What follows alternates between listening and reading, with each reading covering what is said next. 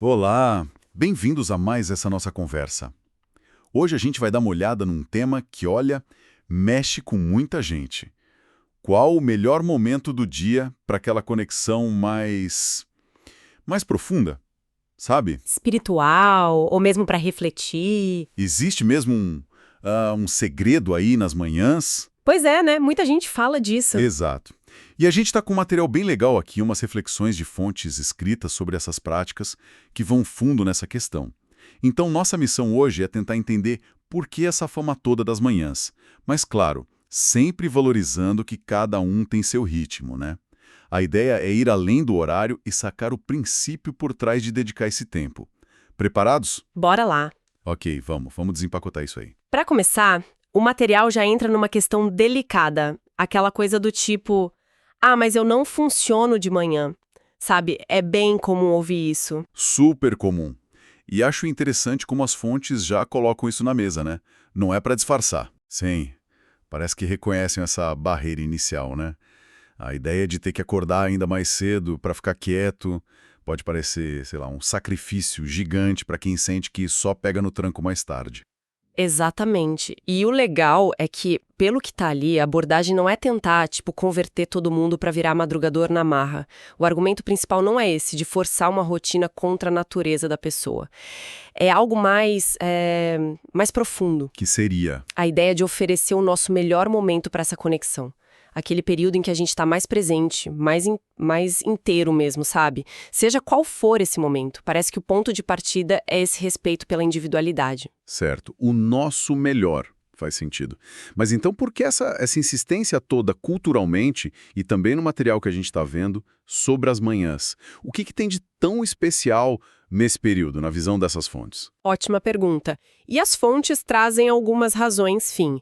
Uma delas é bem fisiológica, né? Para muita gente, depois de dormir, a mente está mais descansada, mais alerta, tem uma clareza ali que, poxa, no fim do dia, depois de toda a correria, é difícil achar igual. Verdade. E tem outro ponto também, que é o valor simbólico e até prático da manhã. É um período que costuma ser super valioso, né? Disputado por um monte de coisa que já começa a pipocar. Trabalho, família, as contas para pagar. Entendi. Então, escolher dedicar justamente esse começo de dia, quando já tem tanta coisa brigando pela nossa atenção, seria uma forma de mostrar prioridade. É isso? É exatamente. A leitura que as fontes fazem é essa. Oferecer esse tempo nobre, digamos assim, é um ato consciente de priorizar. É como se a pessoa dissesse, olha, isso aqui é fundamental para mim, então vem antes. Não é só achar um tempo livre que sobrou, mas criar esse tempo. Talvez até sacrificando uns minutinhos de sono ou aquela olhada rápida nas notícias logo cedo, né? É, faz sentido. É uma declaração de intenção mesmo. Um posicionamento ativo, né? Sobre o que você realmente valoriza. E o material até traz uns exemplos, umas histórias pessoais para ilustrar isso, né? Acho que ajuda a gente a visualizar melhor. Sim, traz sim. E isso deixa a coisa mais concreta, né? Tem a história de um amigo do autor que, olha só, ele mesmo se dizia mais noturno, sabe? Mas reconhecia que o tempo de quietude dele pela manhã era o mais recompensador. Interessante isso. Recompensador não necessariamente mais fácil, então. Isso, talvez não fosse fácil começar, mas era o que trazia mais resultado positivo para o dia dele. Essa diferença entre o que é fácil e o que é recompensador é um ponto bom para pensar. Com certeza. Às vezes o que dá mais trabalho é o que satisfaz mais no final. E tinha outra história também de uma mulher, não era? Isso, uma amiga que teve uma percepção parecida. Ela contou que percebeu que quando dedicava as manhãs para a leitura, para a oração dela, o que ela chamava lá de devocionais, ela sentia que a palavra de Deus ou a inspiração dela parecia mais viva, mais renovada, sabe? Ah, isso que interessante. Isso tinha feito prático? Tinha. Ela se sentia mais equipada para o dia, para lidar com os desafios, e foi essa percepção dos benefícios de se sentir mais forte, mais resiliente, que deu a ela a motivação para se disciplinar, para manter aquele horário da manhã. Ah, entendi. Mas ela usava só amanhã? Pelo que eu li, acho que não, né? Não, bem observado. O relato diz que ela também lia à noite, aproveitava outros momentos. Isso reforça bem a ideia de que não precisa ser uma coisa engessada, né? Exato. A manhã virou o tempo principal para ela se conectar mais fundo e se abastecer, digamos assim. Mas não era o único. Mostra que ter disciplina num horário não exclui aproveitar outras janelas, né? Total. Essas histórias de disciplina e os benefícios que elas sentiram me lembram outro ponto que as fontes comentam, a importância da consistência. Falam lá em ter um período e um lugar definido. Como é que isso se encaixa nessa ideia de oferecer um melhor? Olha, se a gente conectar tudo isso, a consistência parece como algo chave para ter profundidade, sabe? Criar uma rotina, um horário, um lugarzinho dedicado não é só por ser disciplinado e ponto final. Tem mais coisa aí. Tem. É sobre criar um ambiente que ajuda. Um gatilho mental, físico até, que meio que avisa. Opa, agora é a hora disso aqui. Pensa em como a gente forma hábito, né? A regularidade vai criando um caminho, vai facilitando a entrar naquele estado de espírito. E ter um cantinho reservado, mesmo que seja simples, ajuda a não dispersar, a focar. É como preparar o terreno, né? Exato, como cuidar de um jardim. Se você vai lá todo dia, cuida direitinho, a coisa floresce. Com uma prática espiritual ou de reflexão, essa constância pode aprofundar muito a experiência, sabe? Fica menos superficial, mais parte da vida mesmo. Faz todo sentido. E para dar mais base para essa ideia, o material busca exemplos na história. Na Bíblia também, certo? Aí acho que a coisa fica ainda mais interessante para quem valoriza essas referências. O que as fontes trazem sobre isso? Sim, elas vão buscar exemplos bíblicos. E o legal é que mostram abordagens diferentes, o que é bom para a gente não achar que só tem um jeito. Mencionam rapidinho Adão e Eva, talvez na manhã ou fim de tarde, na brisa do dia. Isaac meditando no campo à tarde. Daniel com aquela rotina de orar 3 vezes ao dia. É legal mostrar essa variedade logo de cara. Pois é, para já deixar claro, não tem uma fórmula única, divina, imutável para todo mundo o tempo todo. Ok, importante esse ponto. Mas, mesmo mostrando essa diversidade, as fontes acabam focando mais em algumas figuras, né? Isso. Apesar da variedade, o foco maior vai para 2 exemplos que parecem ter uma ligação especial com as manhãs: Davi e Jesus. No caso de Davi, aquela frase "de madrugada te buscarei", do Salmo 63, ganha um destaque. E a análise que o material traz explora essa frase em 3 sentidos possíveis, o que eu achei bem rico. Primeiro, buscar a Deus na juventude, a madrugada da vida. Segundo, buscar a Deus logo de cara quando surge uma dificuldade, sem enrolar. E, claro, o sentido literal, buscar a Deus nas primeiras horas do dia mesmo. Nossa, essa leitura tripla é bem legal mesmo. E tem mais sobre o Davi, né? Aquela coisa de despertar a alvorada. Tem sim. No Salmo 108 ele fala: "Firme está o meu coração, ó Deus. Despertarei a alvorada."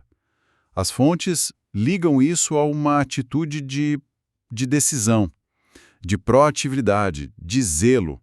Não é só acordar cedo passivamente. É mais ativo, então. muito mais. É ter o coração já firme, decidido. Essa ideia de despertar a alvorada sugere que ele é o encontro do dia, sabe? Com uma intenção clara, colocando essa busca espiritual como a primeira coisa, o que dava o tom para o resto.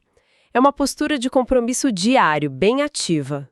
Essa imagem de despertar a alvorada é forte mesmo.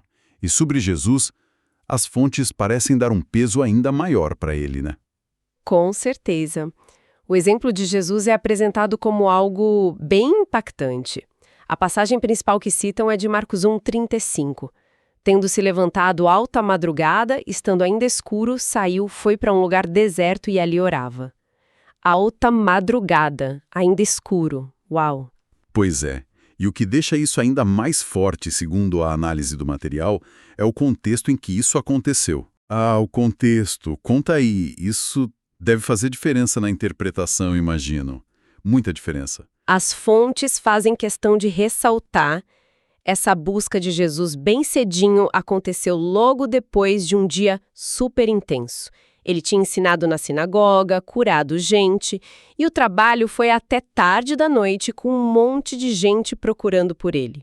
Ou seja, ele devia estar exausto. completamente. Tinha todos os motivos para querer dormir mais, e mesmo assim, antes do sol nascer, ele foi lá e priorizou esse tempo com o pai. Nossa, isso muda tudo. Não foi num dia tranquilo. Foi justamente depois de um dia puxado.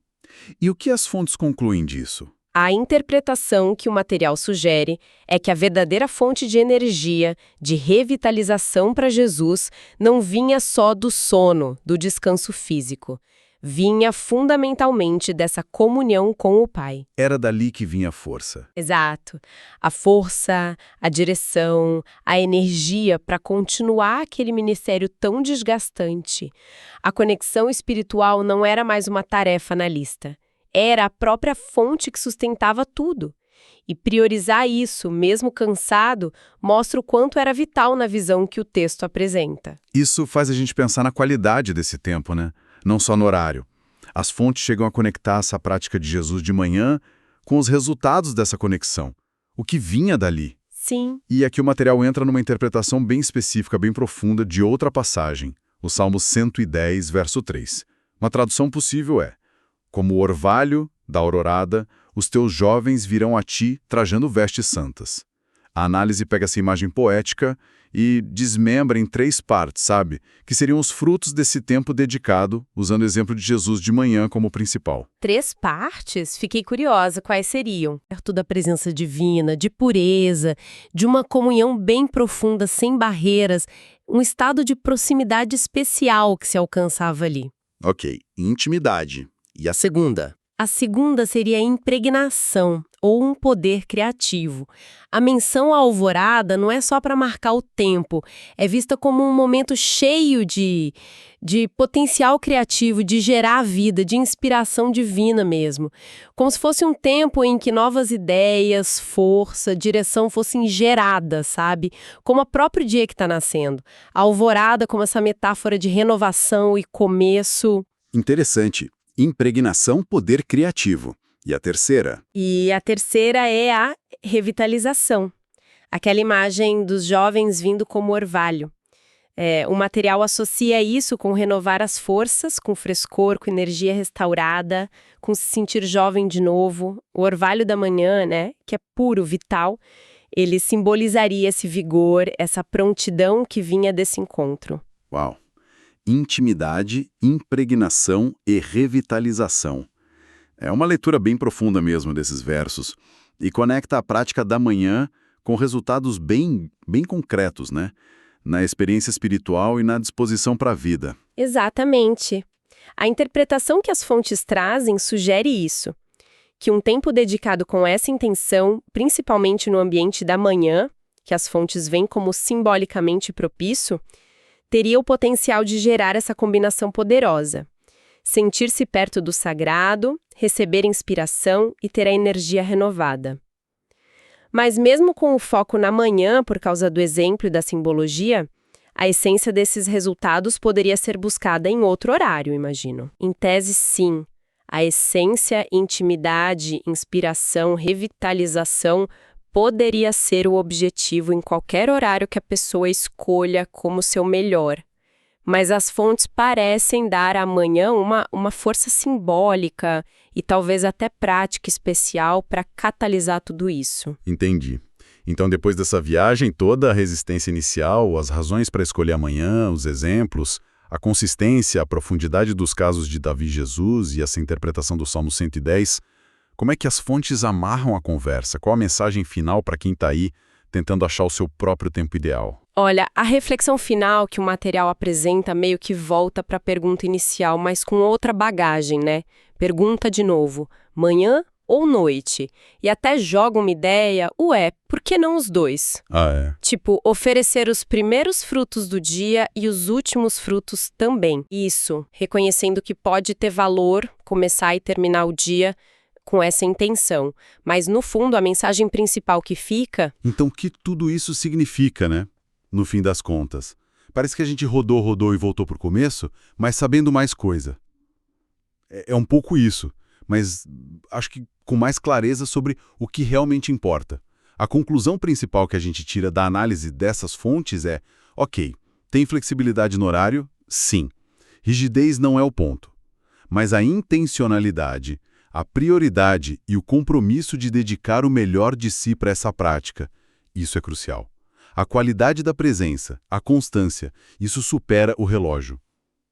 Então, Parece que sim. A decisão de oferecer nosso pico de energia, de atenção, parece ser mais importante que marcar o ponto às 6 da manhã ou às 10 da noite. quer dizer, a discussão sobre amanhã é super válida porque, para muita gente, ela é esse melhor por N motivos que a gente viu, fisiológicos, de prioridade.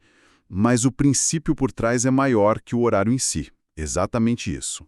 As manhãs, como os exemplos e argumentos das fontes mostram, têm vantagens claras para muita gente. Mente limpa, o simbolismo forte da renovação, o ato de priorizar antes da correria, tudo isso pesa. Mas se o melhor de alguém, o pico de clareza e energia, aparece consistentemente em outro horário, o princípio de dedicar esse tempo de qualidade continua valendo. O essencial, pelo que o material sugere, é a decisão consciente e mantida de nutrir essa conexão com o que a gente tem de mais valioso, nosso tempo e nossa atenção plena. Excelente. Então, resumindo rapidinho o nosso papo, a gente investigou essa ideia do segredo da manhã para conexão profunda, né? Vimos que as fontes apontam a manhã como ideal por vários motivos. Mente descansada, valor simbólico, priorização, mas que o principal é oferecer o nosso melhor tempo pessoal, seja quando for. Isso. E falamos da consistência, né? Ter um tempo e lugar ajuda a aprofundar. Sim, e mergulhamos nos exemplos de Davi e Jesus, que mostram esse compromisso forte e os frutos que podem vir, revitalização, intimidade, inspiração, com o foco especial, no caso deles, na prática da manhã. E sabe, essa exploração toda deixa a gente com uma provocação interessante, que vai até um pouco além do tema espiritual ou reflexivo. Mas usando a mesma lógica das fontes, se o material bate tanto na tecla de identificar e dedicar nosso melhor tempo, nosso pico de energia e foco para essa conexão vital, buscando qualidade, que outras áreas da nossa vida poderiam ganhar muito com essa mesma abordagem intencional? Como assim? Expandir a ideia para outras coisas.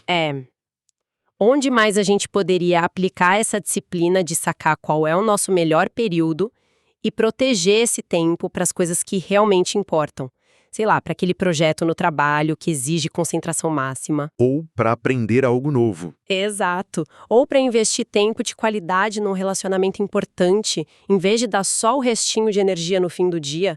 Imagina o impacto se a gente levasse a sério essa ideia de oferecer o nosso melhor, nosso tempo de pico, para outras esferas essenciais da vida. Fica aí a reflexão, né? Como essa disciplina de achar e usar bem nosso melhor tempo pode ser um princípio de vida mais amplo. Excelente questão para a gente pensar, ampliando o que o material trouxe. Com essa provocação, então, a gente encerra a nossa análise de hoje sobre o tempo ideal para conexão profunda. Valeu pela companhia nessa investigação.